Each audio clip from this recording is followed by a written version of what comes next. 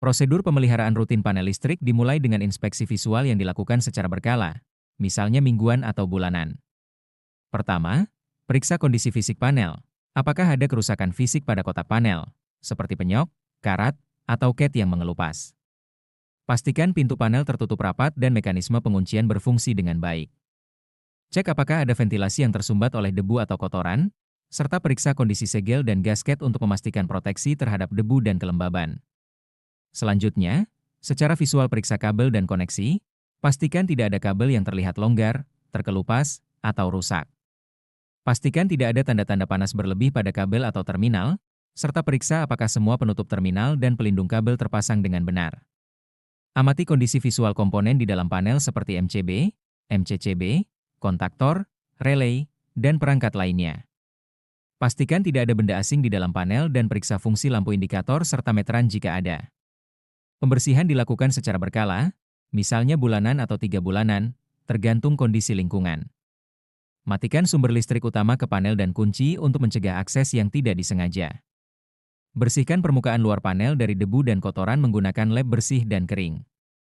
Untuk pembersihan internal, gunakan kuas halus atau penyedot debu dengan ujung yang lembut untuk menghilangkan debu dan kotoran di dalam panel, hindari menyentuh komponen secara langsung, dan pastikan ventilasi tidak tersumbat. Pengencangan koneksi dilakukan secara berkala, misalnya 6 bulanan atau tahunan.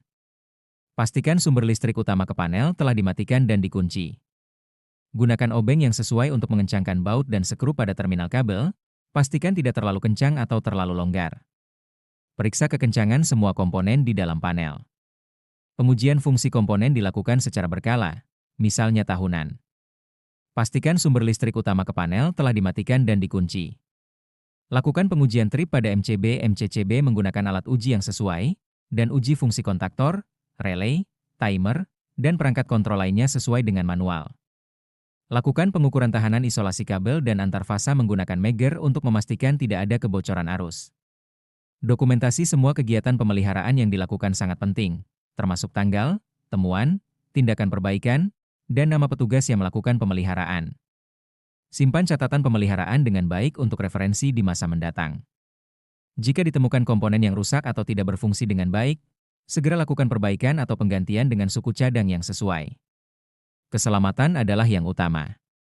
Selalu ikuti prosedur keselamatan kerja yang berlaku saat bekerja dengan panel listrik.